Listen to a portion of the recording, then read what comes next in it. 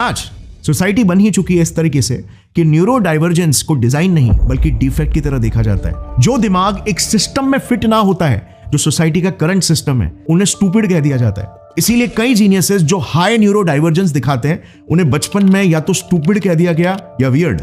Stupid तक तो ठीक है, डिसेबल्ड कह दिया जाता है। डिसलेक्सिया फॉर एग्जांपल, जिसे लर्निंग डिसेबिलिटी कही जाती है। बट कैसे हजम करोगे ये फैक्ट कि टॉप 35% कंपनीज के सीईओज को डिसलेक्सिया है? ये कंपनियां चला लेते हैं मगर ठीक से पढ़ नहीं सकते। कितने तो एग्जाम्स में फेल होते थे। Throughout school, I never finished the test. As you read in school, kids would laugh. I just thought I was maybe stupid.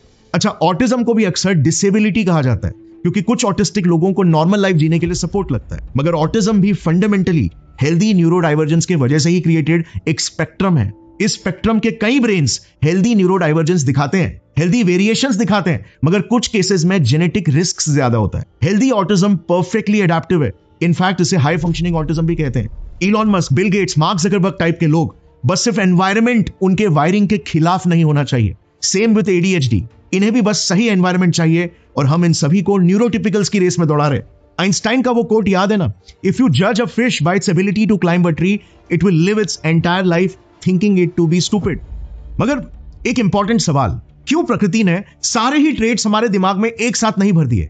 क्यों हमें पॉलीमैथिक जीनियस क्यों नहीं बना दिया? न्यूरो डाइवर्जेंस को आखिर क्यों एज ए डिजाइन इवॉल्व होना पड़ा? Why specialization, why not generalization? Well, दो क्रिटिकल रीजंस।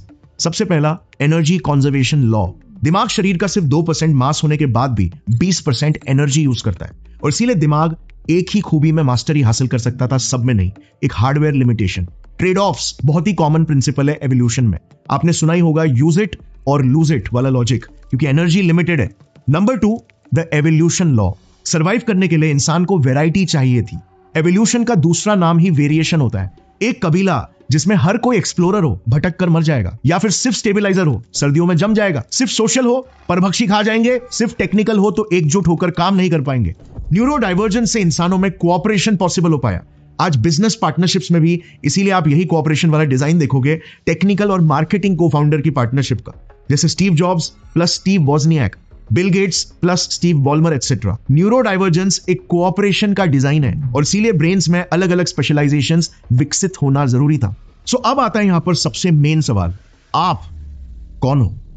ये बस एक सवाल, आपका सबसे बड़ा एनलाइटनमेंट, आपका साइको मोमेंट। क्योंकि अगर आपने अपने दिमाग का बेस कोड नहीं समझा तो आप वो मछली बन जाओगे जो जिंदगी भर पेड़ चढ़ने की कोशिश कर रहा है नेचर के खिलाफ। कुछ ही साल पहले मुझे पहली बार यह पता चला था कि मेरी कॉग्निटिव वायरिंग एस्पर्जर सिंड्रोम से काफी मेल खाती है। सिस्टमाइजिंग कोशेंट में 90 out of 150, एवरेज 40 है।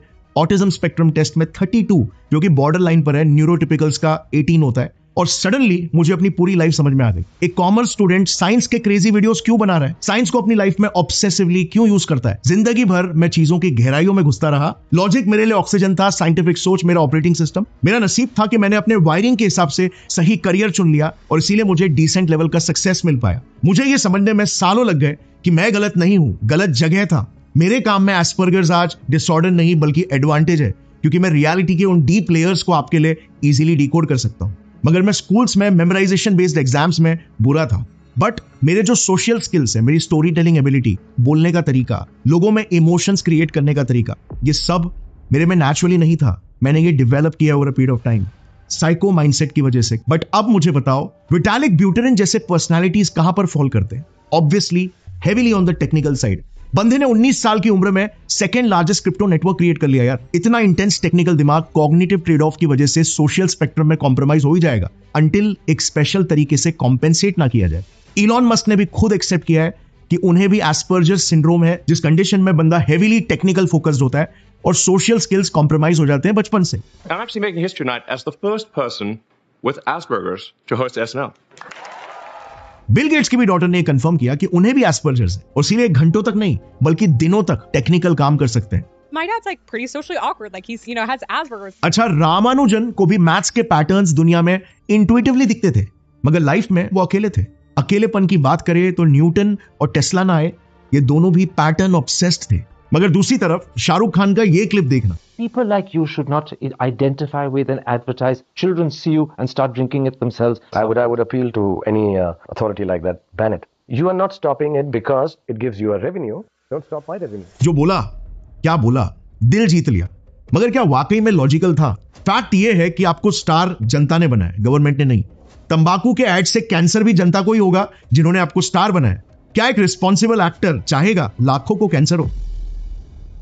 यू सी, गवर्नमेंट का लॉजिक इररिलेवेंट था, बट जिस तरीके से शाहरुख खान ने रिप्लाई दिया इतना कैरिज्मेटिक था कि मोस्ट ऑफ लोग कॉन्फिडेंस को सच्चाई के लिए कंफ्यूज कर जाएंगे। एवोल्यूशन ने हमें ऐसा ही बनाया कि हम कॉन्फिडेंस को सच्चाई से ज्यादा तवज्जो देते हैं। बेस्ट एग्जांपल है पॉलिटिशियंस।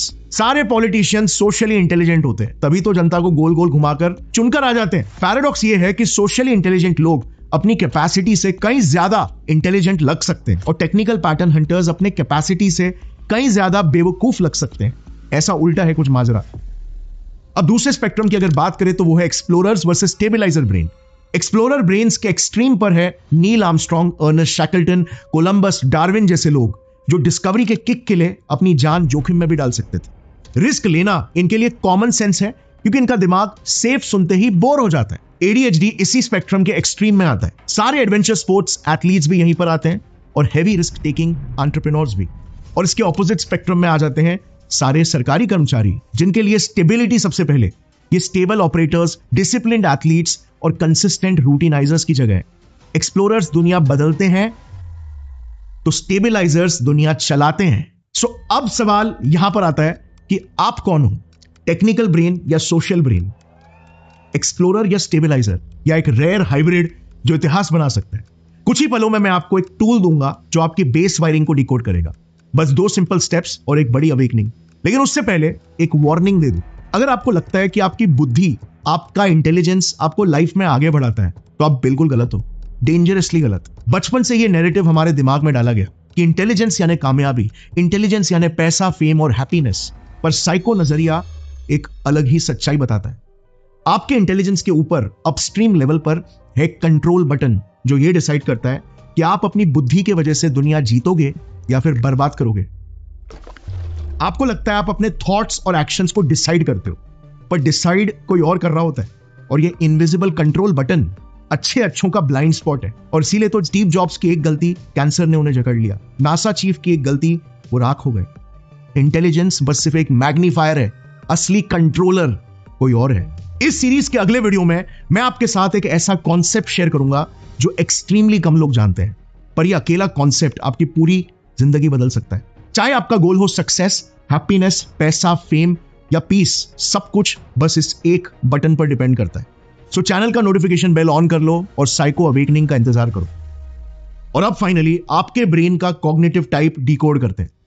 स्टेप नंबर 1, मैंने एक बेसिक स्क्रीनिंग टूल बनाया साइंटिफिक ग्रेड क्वेश्चंस का आपके थिंकिंग स्टाइल अलाइनमेंट को समझने के लिए। पहले सुन लेना फिर ही टेस्ट देना। इस टेस्ट के सारे क्वेश्चंस को आंसर करो और एक फीडबैक आपको मिलेगा। 2 चीजें याद रखना। नंबर 1, क्वेश्चन ऑनेस्टली आंसर करना। नंबर 2, आप नेचुरली जैसे हो, अनफिल्टर्ड, वही ऑप्शन सिलेक्ट करना, ना कि जो बिहेवियर क्वालिटीज आप अपने आप पर फोर्स करते हो या आइडियलाइज करते हो। अब एक बेसिक स्क्रीनिंग का रिजल्ट आपको मिल जाएगा। आइडियली ये टेस्ट 3 बार दो अलग अलग समय पर ताकि बायसेस कम हो सके। फिर इसके बाद टेस्ट नंबर 2 जो डिपेंड करेगा टेस्ट 1 के रिजल्ट्स पर। अगर आपके रिजल्ट में हाई न्यूरो डाइवर्जेंस है जैसे ADHD, ऑटिज्म, डिसलेक्सिया एटसेट्रा, सो आपके लिए टेस्ट 2 एक प्रॉपर साइंटिफिक ग्रेड टेस्ट होगा, वेल एस्टैब्लिश्ड साइकोलॉजिकल मॉडल से। स्क्रीन पर टेबल देखना।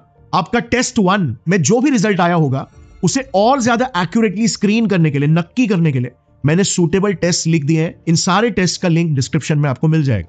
इन दोनों भी टेस्ट से मेरा अंदाजा है कि आप 60 से 70% तक अपना थिंकिंग स्टाइल प्रेडिक्ट कर सकते हो।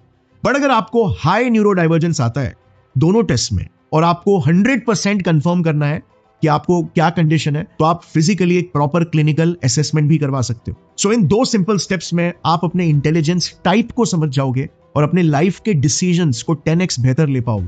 क्योंकि याद रहे, इंटेलिजेंस ऑब्जेक्टिव नहीं, एनवायरमेंटल होती है। एग्जाम पेपर्स और IQ टेस्ट आपके इंटेलिजेंस के जज नहीं, प्रकृति है, रियलिटी है। मगर आपका इंटेलिजेंस जिस एक कंट्रोल बटन का गुलाम है, उस रेवलेशन के लिए stay tuned for the next video.